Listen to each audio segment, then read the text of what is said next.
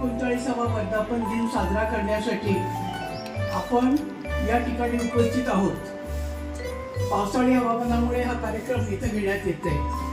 आपल्या संस्थेचा म्हणजेच अभय युवा कल्याण केंद्राचा हा पहिलाच कार्यक्रम आहे ज्यात डॉक्टर अण्णासाहेब बोरसे आपल्यात नाहीत. मी इथे गेल्यानंतर आज पहिल्यांदाच आपल्या संस्थेच्या सर्व आजी आणि माजी सदस्यांना भेटते आहे. सर्वांनाच डॉक्टर अण्णासाहेब बोरसे यांची उणीव सतत भासत आहे. त्यांचे फार मोठे योगदान ही संस्था निर्माण करण्यात आणि वाढीला लागण्यास कारणीभूत आहे. याबद्दल मी नंतर बोलणारच आहे, पण तत्पूर्वी आपण सर्वजण 2 मिनिटे उभे राहून श्री अण्णासाहेब बोरसे यांना आदरांजली श्रद्धांजली वाहूयात.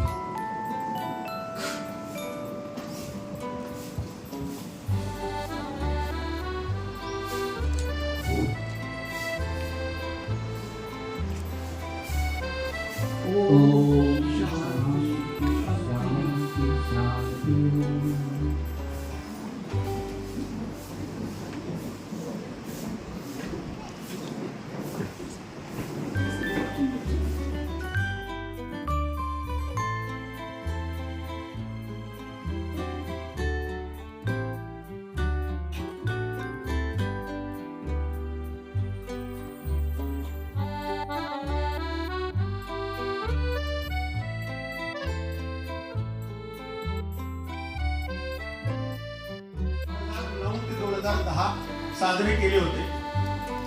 1 जून 2015 साली आपले अध्यक्ष कैलासवासी अण्णासाहेब डॉक्टर सुधाकरराव बोरसे यांचा अमृत महोत्सव आपण साजरा केला होता व त्यानिमित्ताने त्यांचा कार्य गौरवांक प्रकाशित केला होता.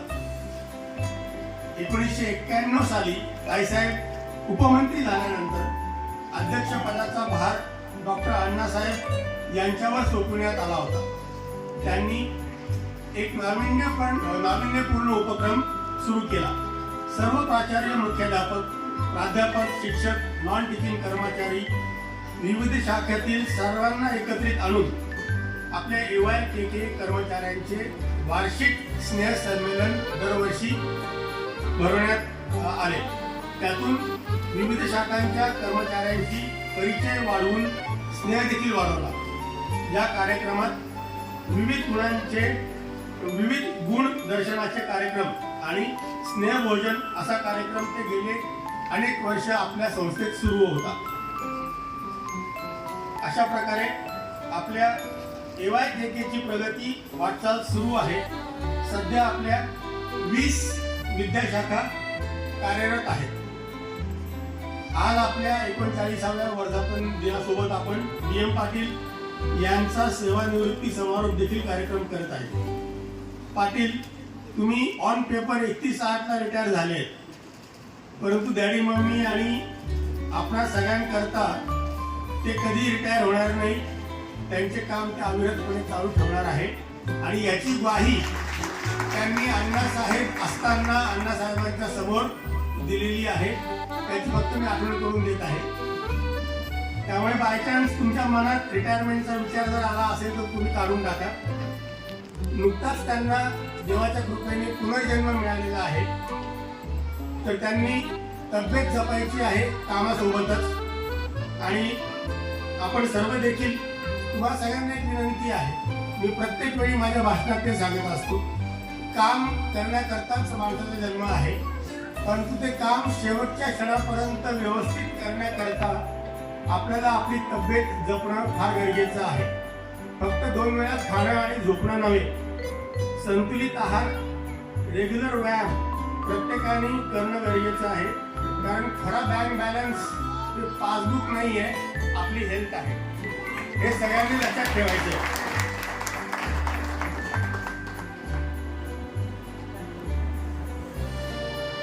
माझी लहान बहीण डॉक्टर माधुरी बापना बोरसे म्हणजेच मुन्नी मॅडम यंदा दिवाळीनंतर होऊ घातलेल्या विधानसभेच्या इलेक्शनला उभी राहणारच आहे. धुळ्याची आताची परिस्थिती अतिशय दयनीय आहे. बाहेर गावाहून आपल्याकडे येणाऱ्या पाहुण्यांना, एक्झाम्पल म्हणजे बड्डे साहेबच आहेत, आपलं शहर देखील दाखवण्याची आपली आता परिस्थिती राहिलेली नाही. काल येताना गुरुद्वाऱ्याशी आम्ही जेव्हा एंट्री केली, बघते साहेब म्हणे सर आपल्याला संध्याकाळी आज वेळ आहे तर थोडा फेरफटका मारायचा का. म्हटलं बघते साहेब आपल्याला खूप चर्चा करायची आहे, आज आपल्याला वेळ मिळणार नाही, कारण त्याला दाखवू काय मी. ही जी परिस्थिती आहे तर ही परिस्थिती आपल्याला बदलायची आहे. मम्मीने 85 ते 95 मध्ये एक आमदार काय काय कामं करू शकतो याची प्रचिती आपल्या जिल्ह्याला मिळून, आपल्या नुसतं धुळ्यालाच नाही तर जिल्ह्याला मिळून दिली होती. पण 95 नंतर पुन्हा क्वेश्चन मार्क आहे. आता एक आमदार म्हणून काय करू शकतो हे मुन्नी मॅडमला देखील दाखवायचं आहे. कारण तिला राजकारणातला प्रवेश कुठल्या स्वार्थापोटी करायची गरज नाहीये. तिचं सगळं व्यवस्थित चालू आहे, परंतु निस्वार्थपणे राजकारण आणि एक शिकलेली व्यक्ती ज्यावेळी राजकारणात येते त्यावेळी ती आपल्या शहराकरता काय बदल घडू शकते ह्याचा प्रत्यय ती आपल्याला दाखवू शकते. आणि पैशाकरता तर राजकारण हे अतिशय घाणेरडं असतं आणि तशी करायची गरज देखील मुन्नी मॅडमना नाहीये. आत्ताची परिस्थिती धुळ्याची बदलणं अत्यंत गरजेची आहे. आपण सगळे अभय परिवार तुझ्या कायम बरोबर आहोत याची ग्वाही आपल्यातर्फे मी तिला तुमच्या समोर देत आहे. तुम्ही फक्त फॉर्म भरायचा आणि उभं राहायचं, बाकीचं सगळं काम आपण करू, त्याच्याबद्दल तिने काळजी करण्याचं कारण नाही. आपण वेळ देऊन माझे 2 शब्द नाही म्हणता येणार, माझं भाषण ऐकलं त्याबद्दल आपल्या सर्वांचे आभार. जय हिंद, जय महाराष्ट्र. शिक्षकात बोलायची खूप सवय असते. आम्ही सर्जन आहोत, आम्ही बोलतो कमी, काम जास्त करतो. आणि म्हणून मला जे सुचेल ते 2 शब्द मी आपल्याशी बोलणार आहे. शेवटी आपण एक फॅमिलीच आहोत आणि आपल्या परिवारासोबत बोलण्यासाठी मला नाही वाटत आपल्याला काही तयारी करायला लागते. आणि म्हणून जे मला आज मनात येतंय ते आपल्याशी मी संवाद साधू इच्छिते. आजच्या या कार्यक्रमाला उपस्थित सर्वच मान्यवर व्यासपीठ आणि उपस्थित सर्व बंधू भगिनींनो, आज डॅडींची खूप कमी भासते. मी सर्वप्रथम त्यांना आदरांजली वाहते. आज पहिलाच कार्यक्रम आहे खरं तर, डॅडी नाही आहेत तिकडे आणि खूपच जास्त उणीव आज डॅडींची भासते. त्यांची खूपच वेगळी एनर्जी आणि प्रेरणा आपल्याला सगळ्यांना मिळत असायची. मी सर्वांचे खूप खूप सर्वांना शुभेच्छा देते आपल्या 39व्या वर्धापन दिनानिमित्त. आणि आपल्या संस्थेची प्रगती अशीच पुढे अभयच्या मार्गदर्शनाखाली चालू राहू ही सदिच्छा इथे व्यक्त करते. कारण ज्याप्रमाणे डॅडी सगळ्यांना सांभाळून घेत होते, मी तर म्हणेन त्याच्यापेक्षा जास्त काम अभय करतोय आणि अतिशय चांगल्या प्रमाणाने करतोय. आणि आपण सगळ्यांनी त्याला साथ द्यावी आणि आपल्या संस्थेची प्रगती घडावी, आपल्या सगळ्यांची प्रगती घडावी त्यानिमित्ताने, अशी मी सदिच्छा या ठिकाणी व्यक्त करते.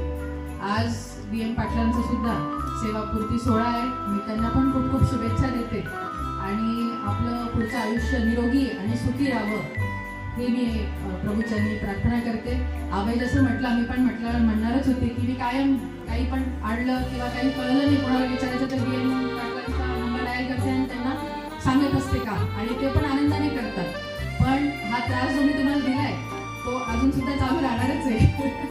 अजून आपल्याला खूप काम करायचं आहे आणि तुम्ही फिट आहात. उलट मी त्यांना परवा भेटली तेव्हा म्हटलं की तुमचं वजन कमी झालंय, आता परत पहिल्यासारखे DM दिसायला लागले. मी त्यांना नेहमी विचारायची तुम्ही एवढे फिट कसं काय, तर ते नेहमी म्हणायचे मी दुपारी जेवत नाही मॅडम, फक्त रात्री मध्ये 2 टाइम चहा, मध्ये जेवण सुरू केलं होतं त्यांनी दुपारचं आणि वजन वाढवून घेतलं होतं. पण आता परत पहिल्यासारखेच DM आपल्याला दिसत आहेत आणि मी आपल्याला खूप खूप शुभेच्छा देते पुढच्या वाटचालीसाठी सुद्धा. आज मला एक संस्थेची आठवण, मी खूप लहान होती जेव्हा मम्मी डॅडींनी संस्था सुरू केली 85 साली, तेव्हा तर मी 6वीतच होती. आणि माझी पहिली आठवण जी मला नीट आठवते संस्थेबद्दलची ती या ठिकाणी मी तुम्हाला एक जस्ट सांगते. 10वीत मी कनोसामधनं पहिल्यांदाच कोणी मेरिटमध्ये आलं होतं कनोसा स्कूलमधनं, तर मी जिल्ह्यात पहिली होती आणि 19वी होती 10वीच्या मेरिट लिस्टमध्ये. तर तेव्हा नेमका माननीय मुख्यमंत्री सुधाकरराव नाईकजी यांचा धुळेचा दौरा होता आणि आपल्या संस्थेत मम्मी डॅडीने खूप कार्यक्रम आयोजित केले होते आणि त्याच्यात गुणवंत विद्यार्थ्यांचा पण सत्कार होता. आणि आपल्याच संस्थेत आपल्या जी हायवेची बिल्डिंग आहे तिथं अजूनही तो फोटो आहे म्हणून ते लक्षात आहे माझ्या. आणि सुधाकररावजी नाईक यांच्या हस्ते माझा तिथं सत्कार करण्यात आला होता. तर ही आठवण मला ठळकपणे आपल्या संस्थेची आठवते. नंतर तर आम्ही मग शिकायला बाहेर होतो 12वी नंतर, अभय पण मी पण. आणि खरं तर 95 साली जेव्हा मम्मीची आमदारकी संपली, आता जे आपण बघतो जे राजकीय नेते असतात ते पुढचं भेटेल लगेच पास करतात आपल्या मुलांना, मुलगा तयारच असतो. पण मम्मी खूप यंग होती जेव्हा आमदार झाली आणि आम्ही खूप लहान होतो. आणि त्याच्यामुळे हा कुठेतरी राजकीय व्हॅक्यूम आपल्या फॅमिलीत तयार झाला. 95 नंतर मी प्रॅक्टिस सुरू केली 2003 साली. 95ला अभय पण पोस्ट ग्रॅज्युएशन करत होता, मी पण MBBS करत होते. आणि आम्ही आमच्या प्रॅक्टिसमध्ये बिझी होतो, सगळं सेटल करण्यात बिझी होतो. आणि आम्ही काही राजकीय दृष्ट्या लक्ष दिलं नाही आणि तशी गरज पण पडली नाही. आम्ही बघितलं होतं मम्मीचं काम, खूप सुंदररित्या काम केलं होतं तिने 85 ते 95 साली. पण आपण राजकारणात यावं असं आम्हाला दोघांना तरी तेव्हा काही जाणवलं नाही. पण मग 2003 साली प्रॅक्टिस सुरू केली. पहिले 5 वर्ष अभय हॉस्पिटललाच होतो, नंतर मग स्वतःचं सुरू केलं. आणि कुठेतरी 2008-9 साली जेव्हा ती पहिली दंगल घडली, आमच्या हॉस्पिटलच्या काचा फुटल्या होत्या. आपलं हॉस्पिटल बॉर्डरवरच आहे आणि खूप संवेदनशील भागात आहे. तेव्हा कुठेतरी जाणवलं की काहीतरी आपल्याला राजकीय ताकद पाहिजे, की आपल्याला मान सन्मान मिळाला पाहिजे, आपल्या समाजात काही स्टँडिंग पाहिजे आणि कुठेतरी राजकीय सत्तेचा फरक पडतोच. आणि मग तेव्हापासून मी सुरुवात केली सामाजिक कार्य आणि राजकीय कार्यात काम करण्याची. तुम्ही सगळे बघतातच आहे, गेले 15 वर्ष आपण काम करतोय. मागच्या वेळेस सुद्धा आपण फॉर्म भरला होता आणि नंतर मग आपण विड्रॉ केला. तेव्हा डॅडींची तर खूप इच्छा होती की उभं राहावंच. डॅडींनी खास त्याच्यासाठी कुर्ते पायजमे शिवून घेतले होते प्रचारासाठी. आणि मला जेव्हा विड्रॉ केला तेव्हा माझ्याकडनं शब्द घेतला होता डॅडींनी की आपल्याला पुढच्या वेळेस तिकीट मिळो, म्हणजे शब्द तर दिला आहे फडणवीस साहेबांनी मागच्या वेळेस की तिकीट देणार जेव्हा आपण विड्रॉ केला फॉर्म. पण बरेच राजकीय समीकरणं असतात, बदलत जातात, आपण काही प्रत्येकावर विश्वास ठेवू शकत नाही. आता काय होतं ते आपल्याला माहिती नाही. पण डॅडींनी मला सांगितलं होतं की तिकीट मिळो अथवा न मिळो, आपण पुढच्या वेळेस इलेक्शनला उभं राहायचंच आहे आणि तेव्हाच मी हे कपडे वापरणार आहे. आणि डॅडी तर आज नाही आहेत, पण मी ठरवलंय की डॅडींचा शब्द पाळायचा आहे. आपण मी सगळ्या तुमच्यावरच तुम्हीच माझी ताकद आहे. आपण एक कुटुंब आहोत आणि तुमच्यावरच मी भरोसा करून ही हिंमत करू शकते. शेवटी मला तुमच्याशिवाय जवळचं कोणी नाही आणि तुम्हाला सुद्धा माझ्याशिवाय जवळचं कोणी नाही. आज मम्मी, अभय, तुम्ही सगळे हेच माझी ताकद आहे आणि त्याच्यावरच मी आपल्याला राजकीय वारसा, आपल्या राजकीय वाटचालीत मी हिंमत करू शकते. आणि विधानसभा लढवण्याचा निर्णय मी घेतला. आज अनेक जणांनी जे शहरात राहतात, तुम्ही बघतातच आहे, तुम्ही पण खूप मेहनत करतायत. आपल्या मीटिंग चालू आहे 3 जुलैपासून. जवळजवळ रोजच आपण मीटिंग घेतो आणि तुम्ही पण बघताय जे बाहेरगावी राहतायत त्यांना पण कळतच असेल आपले फोटोज आणि याच्यावरनं की अतिशय चांगलं वातावरण आहे. आपण प्रचारात बऱ्यापैकी आघाडी घेतलेली आहे. पण मला वाटतं ही आघाडी टिकवून ठेवणं पण खूप गरजेचं आहे. कारण अजून 2 महिने आहेत इलेक्शनला. बहुतेक तर नोव्हेंबरमध्येच होतील, दिवाळीनंतर इलेक्शन. पण तोपर्यंत मला वाटतं सगळ्यांनी सोशल मीडियाचा प्रभावी वापर करणं पण तेवढंच त्या निमित्तानं मी तुम्हाला विनंती करते. शेवटी मला वाटतं की राजकीय जे आपली ताकद आहे ती मला स्वतःसाठी नको आहे. आपलं धुळे शहर जसं अभय बोलला, आज बघा ना बगदे सर आले, त्यांना फिरवायला कुठे जागा नव्हती. मी नेहमी माझ्या मीटिंगमध्ये पण उल्लेख करते की कोणी आपल्याकडे नातेवाईक येतात तर आपण शिरपूरला घेऊन जातो गार्डनसाठी, म्हणजे तालुक्याच्या ठिकाणी जातो, आदिवासी जिल्ह्यातल्या आपल्या शहराच्या ठिकाणी. ही किती शोकांतिक आहे.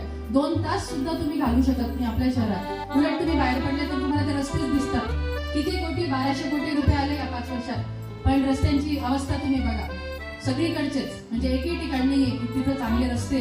आज रस्ते, पाणी, गटारी आणि पथदिवे, म्हणजे कुठेही गेलं, कुठल्याही मीटिंगला गेलं की या ज्या मूलभूत सुविधा आहे, जो ऍक्च्युली तुमचा हक्क आहे, तुम्ही त्याच्यासाठी घरपट्टी भरतात, पाणीपट्टी भरतात, ही मागणी करायची गरजच नाही पडायला पाहिजे. याच्यासाठी आपण आज भांडतोय. आपला आर्थिक विकास तर राहूनच गेलाय, आपण सहनच करतोय. आज आपण जेव्हा अभय बोला की कुठं नेऊ मी, त्यांना सगळ्यांनी हसण्यावर नेलं. आणि खरंच आपण सहनशील झालेलो धुळेकर असं मला वाटतं. सगळं आपण सहन करतो, ऍडजस्ट करतो. 8 दिवसांनी पाणी येतंय, बिचाऱ्या महिला भगिनी ऍडजस्ट करतातच आहे कसं तरी. आणि रात्री 12ला उठतात, सकाळी 4ला उठतात, लग्नाला जाणं कॅन्सल करतात, बाहेर गेलेले असतात तर शेजारी फोन करून सांगतात पाणी आलंय. ही अवस्था आपल्या धुळे शहराची आज झाली. म्हणजे आपण कुठल्या युगात जगतोय आणि आपण कुठल्या परिस्थितीत आज आपण आपले दिवस काढतोय आणि आपल्या पुढच्या पिढीला हेच दिवस शहर देऊन जायचंय का, हा मोठा प्रश्न आहे.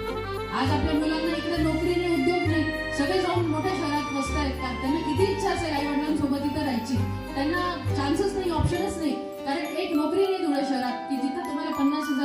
मुलांना मिळू शकेल. मला एक पण जॉब दाखवा की त्याला इथं नोकरी मिळेल, नाहीये. आणि म्हणून हळूहळू आपलं रिटायरमेंटच्या शहरासारखं आपली ओळख बनत चालली. पण रिटायरमेंटचं शहर जसं शांत असतं तसं सुद्धा नाहीये, कारण हाताला कामच नाहीये युवकांच्या. आणि म्हणून गुंड प्रवृत्ती इतकी वाढलेली, प्रत्येक जण पुढारीच असतो आपल्या धुळे शहरात आणि उलटी कामं करतो. मग हे कुठेतरी थांबायला पाहिजे. आज दिवसा डोळ्या चेन स्नॅचिंग होते किंवा मुलींवर अत्याचार होतात, हे सगळं कुठेतरी थांबायला पाहिजे. आणि हे बदलण्यासाठी आपल्याला एक राजकीय सत्ता लागते, पद लागते, म्हणून मी राजकारणात येण्याचा निर्णय घेतला. आणि शेवटी आपल्या संस्थेची पण प्रगती. आपण बघा, आता शेवटी संस्था आपल्या आईसारखी, आपल्याला सगळ्यांना सांभाळून घेतलंय. आम्हाला असेल, तुम्हाला पण असेल, तुमचे संसार सांभाळले, तुमच्या मुलाबाळांचं पुढच्या शिक्षणाची सोय झालेली आहे. पण आपल्याला पण कधी कधी वाटतं ना, तुम्हाला पण तुमची कामं असतील, जिथे राजकीय हस्तक्षेप असेल तर तुम्हाला सोपं होईल असं तुम्हाला मनात येत असेल. काही शासकीय कामं असतील किंवा काही कुठे ऍडमिशन असेल कुठल्या दुसऱ्या कॉलेजेसमध्ये, मुंबई पुण्यामध्ये, जिथं जर तुम्हाला वाटत असेल की आपला जर स्वतःचा हक्काचा जर कोणी राजकीय नेता असेल तर सहजरित्या ते काम होऊ शकेल. मग आपल्याला हेच करायचंय, आपल्या संस्थेची वाढ करायची आहे, आपल्या सगळ्यांचं प्रगती व्हायला पाहिजे, हे पण करायचंय. आणि सगळ्यात महत्त्वाचं म्हणजे आपलं धुळं शहर हे आपल्याला पुढच्या पिढीला एक शांत, विकसित आणि सुंदर धुळं शहर हे आपल्याला करून द्यायचंय. आणि म्हणून आपण ह्या विधानसभेच्या निवडणुकीत उभं राहण्याचा म्हणजे निर्णय केलेलाच आहे.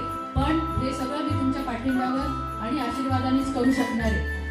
मी पण मेहनत करते, तुम्ही पण मेहनत करताय. कुठं तुम्हाला वाटत असेल की इथं अजून करायला पाहिजे ताई, तर तुम्ही मला प्लीज सांगा, आपण त्या दृष्टीने काम करू. आपण एक सगळेजण फॅमिली म्हणून ही निवडणूक लढू. मी फक्त चेहरा असेल, पण आपण सगळ्यांनी म्हणून आपल्या धुळे शहराचा आणि आपल्या संस्थेचा विकास करणं हेच यामागे माझं उद्दिष्ट आहे. एवढं बोलून मी थांबते. जय हिंद, जय महाराष्ट्र.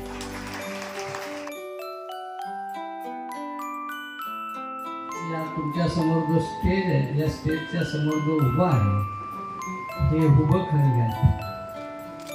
ज्यांचा सिंहाचा वाटा होता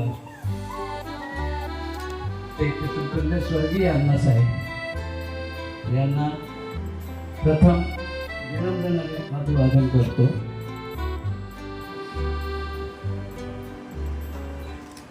ज्यांच्यामुळे माझं अभय युवा कल्याण केंद्रासह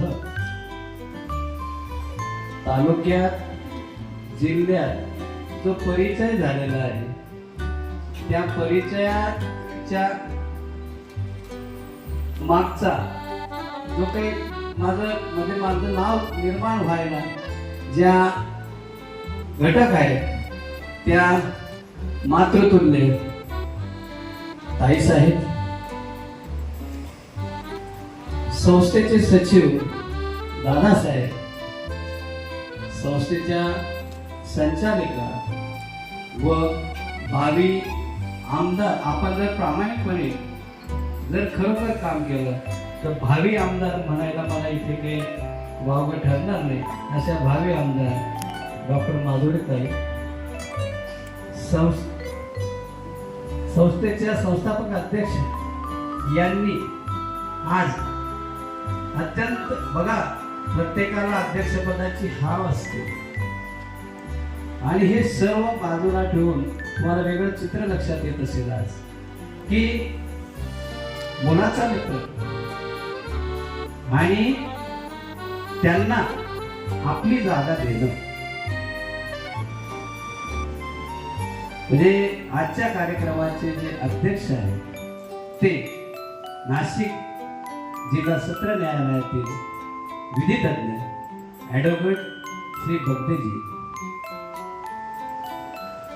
जे आपल्या धुळ्याच्या मार्केट कमिटीच्या समोर ज्यांचं मोठं पंजाब स्वामी नावाचं एक व्यावसायिक संकुल आहे, त्या संकुलाचे मालक व आपल्या संस्थेचे विद्यमान संचालक श्री विनोदजी भसीन साहेब, संस्थेच्या संचालक डॉक्टर नताशाजी, माझे जुने सहकारी व संस्थेचे संचालक श्री नवल पाटील साहेब, ज्यांच्या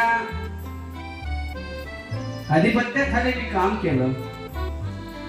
ते या संस्थेचे माजी संचालक व महिला महाविद्यालयाचे माजी प्राचार्य आर भदाने सरजी, डॉक्टर माळी सर, सर्व या आपल्या अभयवा कल्याण केंद्र संचलित सर्व विद्याशाखांचे विभाग प्रमुख, सर्वांचे नाव मला घेता येईल, परंतु आपल्या कार्यक्रमाचं आणि वेळेचं भान ठेवून सर्व सन्माननीय प्राचार्य, मुख्याध्यापक, सर्व प्राध्यापक, शिक्षक, शिक्षकेतर कर्मचारी, बंधू आणि भगिनींनो,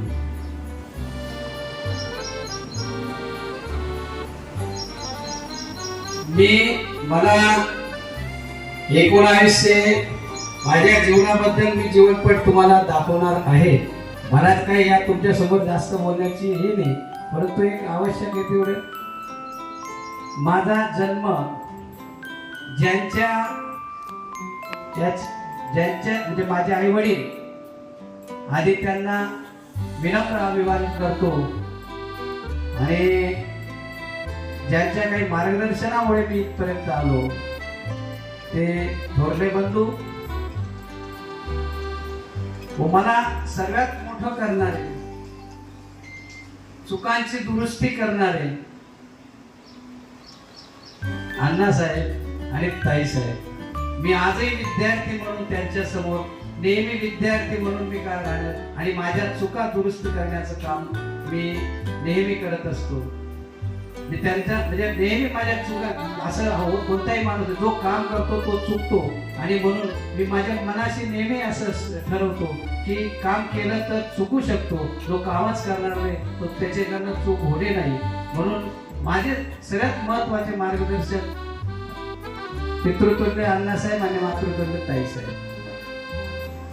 माझ्या या संस्थेची काय संबंध, कसा संबंध, मी या ठिकाणी कसा आलो, या संदर्भात अण्णासाहेबांच्या 75च्या कार्यक्रमानिमित्त जो गौरव अंक काढला होता, त्या गौरव अंकात पेज क्रमांक 11 आणि 12 मध्ये माझ्या या संस्थेतील एंट्री संदर्भात विस्तृत स्वरूपाचं मी त्याच्यात नमूद केलेलं आहे. म्हणून मी तुमच्या समोर काय ते जास्तीच बोलत नाही त्या विषयावर. तदनंतर मला ताईसाहेबांनी आणि अण्णासाहेबांनी इतकी भरभरून म्हणजे इतकी संधी उपलब्ध करून दिली की माझ्या इतकी संधी काम करण्यासाठी, माझ्या इतकी संधी मला वाटत नाही की तुमच्यापैकी कोणाला मिळाली असेल. सर्वात जास्त संधी मला मिळाली काम करण्यासाठी आणि ती संधी उपलब्ध करून त्यांनी वेळोवेळी मला उपलब्ध करून दिली. हे पहिल्यांदा मी त्यांना त्याचं हे ऋणात राहू इच्छितो.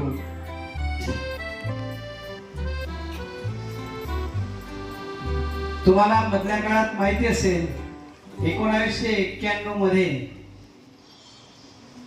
उत्तर महाराष्ट्र विद्यापीठाच्या सहाय्यक कुलसचिव या पदाची माझी मुलाखत झाली आणि मुलाखत झाल्यानंतर मला काही दिवसानंतर ताईसाहेब बीपीएड कॉलेजच्या परवानगीमुळे, मी तुम्हाला आजपर्यंत सांगितलं नाही तुमच्यासमोर, बीपीएड कॉलेजला थोडीशी उशीर जाहिरात झाली. त्याच्यामुळे तत्कालीन कुलगुरू डॉक्टर M.K. ठाकरे यांनी मला कॅबिन मध्ये, किंवा तुमचे प्राचार्य झोपले होते का, इतके दिवस काय करत होते, आपण त्या विद्यापीठाच्या तत्कालीन सिनेट मेंबर होता आणि त्या सिनेट मेंबर असताना मी ज्यावेळेस तुमचा नामोल्लेख केला की ताईसाहेबांनी मला अशा पद्धतीने पाठवलं, तर त्यांनी ती त्यांच्या मनातली जी ॲग्रेसिव्हता होती ती कमी न केल्यामुळे माझी ती चूक असो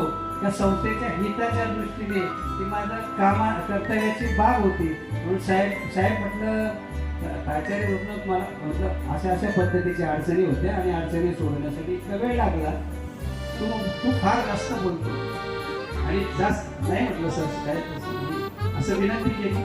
नाही म्हणे मी आता फोन करतो म्हणे ताई सर ऍक्च्युअल फोन करू शकता, अजून परत जास्त बोलतो म्हणे. तर त्यावेळेस मी सांगितलं तुला माहिती आहे का म्हणे मी कोण आहे?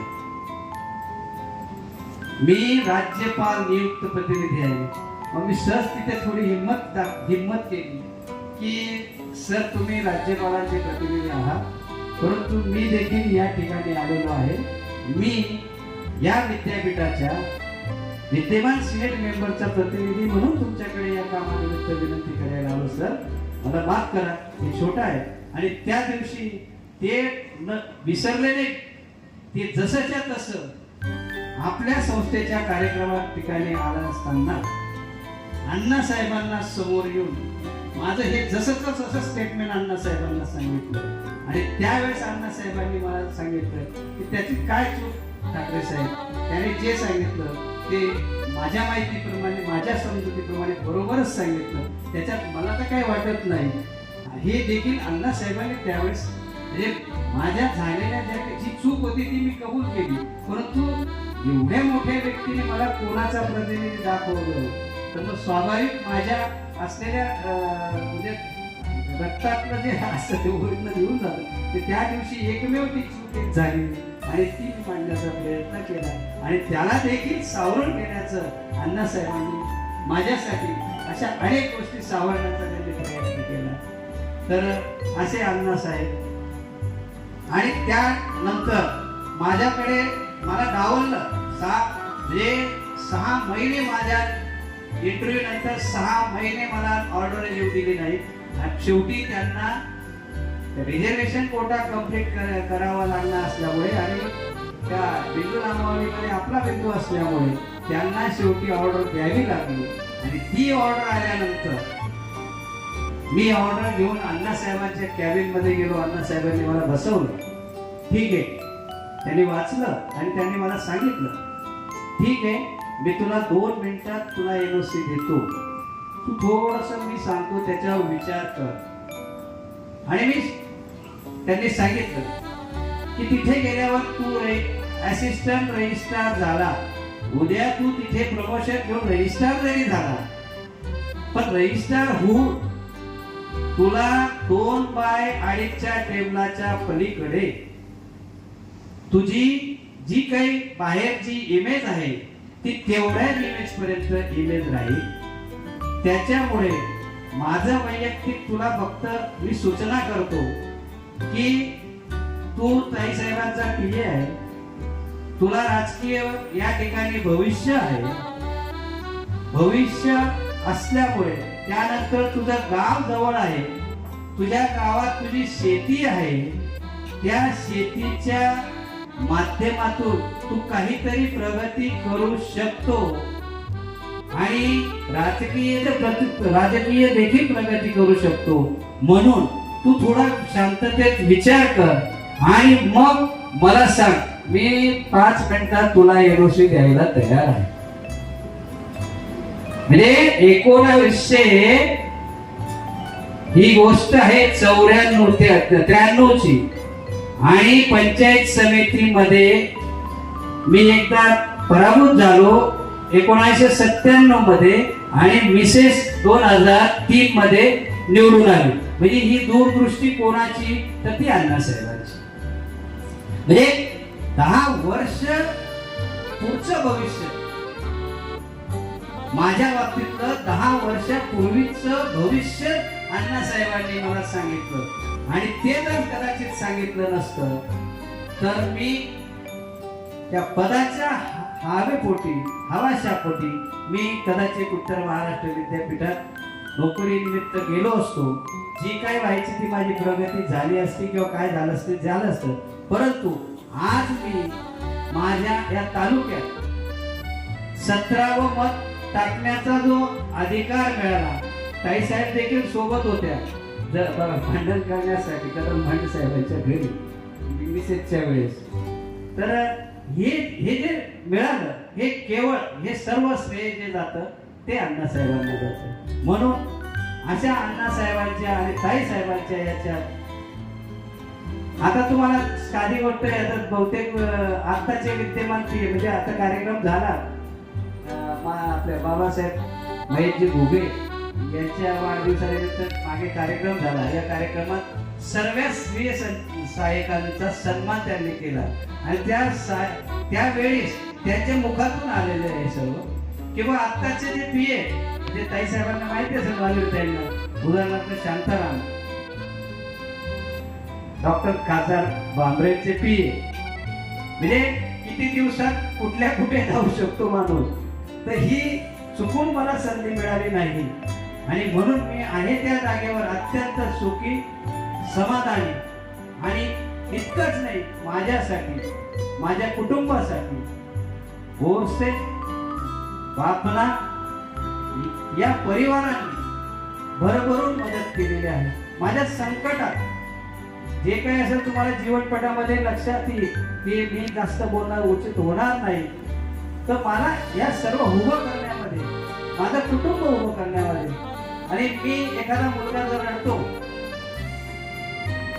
त्या मुलाला कुठल्याही माध्यमातून जसं त्याचं रडणं बंद करायला पाहिजे किंवा त्याची हे बंद व्हायला पाहिजे, तशा पद्धतीने माझ्या सर्व जीवनात, माझ्या कुटुंबासंदर्भातलं जे काही रडणं असतं ते अण्णासाहेबांनी, ताईसाहेबांनी आणि राहायला सोयीला दादासाहेबांनी, ताईसाहेबांनी हे सर्व चॉकलेट रुपी, मला म्हणता नाही येणार, मला तहयात चॉकलेट दिलेले आहे. आणि म्हणून त्या चॉकलेट मी आयुष्यभर चघळत राहील.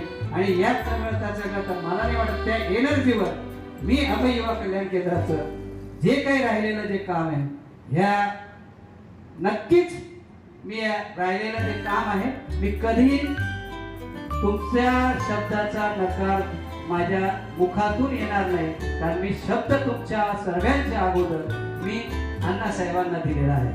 आणि निश्चित अण्णासाहेबांच्या आज सदैव माझा जीव जोपर्यंत आहे तोपर्यंत माझ्या मुलांना देखील, माझ्या मुलींना देखील मी सांगितलेलं आहे, जावयाला देखील सांगितलेलं आहे की माझा जोपर्यंत जीव आहे तोपर्यंत माझं अभय युवा कल्याण केंद्र आहे. अभय युवा कल्याण केंद्र जो आहे तोपर्यंत माझा जीव आहे. एवढंच बोलू इच्छितो. आणि मित्रांनो, मला थोडं 20 मिनिटाची चित्रफित आहे, त्याच्यात माझ्या ज्या जीवनाच्या ज्या घडामोडी झालेल्या आहेत, काही सुख आहेत, काही दुःखद घटना आहेत, त्या सर्वांचा तिथे उल्लेख आहे, ते सर्व आहे. परंतु ताईसाहेबांना मी थोडंसं प्रोग्रामच्या पलीकडे विनंती करू इच्छितो. मला जास्त बोलता येत नाही, पण माझ्या नातूची इच्छा आहे 1-2 शब्द इथे आपल्यासमोर काही बोलण्याची, तर कृपया ती परवानगी द्यावी एवढं मी विनंती करतो. माझं 2 शब्द संपतो. आणि मित्रांनो, मी सर्व सहकार्याच्या मी ऋणात राहू इच्छितो. काही असलं, मी जरी रिटायर झालो नाही, आता रिटायर जरी झालो, पण रिटायर मी ऍक्च्युअल झालेलो नाही असं तुमच्या मनात ठेवा. आणि तुमचं जे काही असेल काम, मी आहे त्या पद्धतीने मी करण्यास बांधील आहे. नमस्कार, मी श्री मियम पाटील यांचा मोठा नातू मनन शालाभाऊ बागुल आहे. Hello everyone, my name is Nishan Sangal. Today we are gathered here to celebrate the retirement day of my Adava. Congratulations Adava. First of all, thank you for giving me a chance to speak on this special occasion. आज एक महत्त्वाचा व अद्वितीय क्षण आहे. माझे बाबा सार्वजनिक रूपाने निवृत्त होत आहे. मला खूप अभिमान वाटतो की हे माझे बाबा आहेत. हे शब्दांनाही गोड पडावं अशी काही माणसं असतात. शब्दांनाही गोड पडावं अशी काही माणसं असतात. किती मोठं भाग्य असतं जेव्हा ते आपले असतात. किती मोठं भाग्य असतं जेव्हा ते आपले असतात.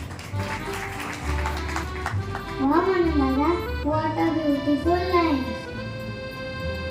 Now I will say something about my Adava. My grandfather is a great man. He has crossed the age of 60, but he doesn't look like our man. He is active and smart. He goes to the morning walk every day. He goes to the temple in the morning and evening. He is the pillar of our family. I love him and respect him very much. I always pray for his good health and long life. खरं आहे बघ निशान, आपले बाबा बाहेरून कितीही कडक दिसाले तरीही आतून खूप प्रेमळ आहे. आम्हाला आजी नसल्याचं कधीही वाटले नाही, कारण की आजीसारखे प्रेम आणि आजोबांसारखे लाड आम्हाला दोघीही आमच्या आजोबांनीही पुरवले. मागच्या महिन्यात तुमच्या तब्येतीने आम्हाला फार घाबरवले होते हो बाबा. मला तुमच्या सोबत फार खेळायचंय, गप्पा मारायचंय आणि ही खूप वेळ घालवायचा आहे. आणि महत्वाची गोष्ट म्हणजे मला माझ्या बाबांचा चांगला मित्र व्हायचा आहे. आय लव्ह यू बाबा.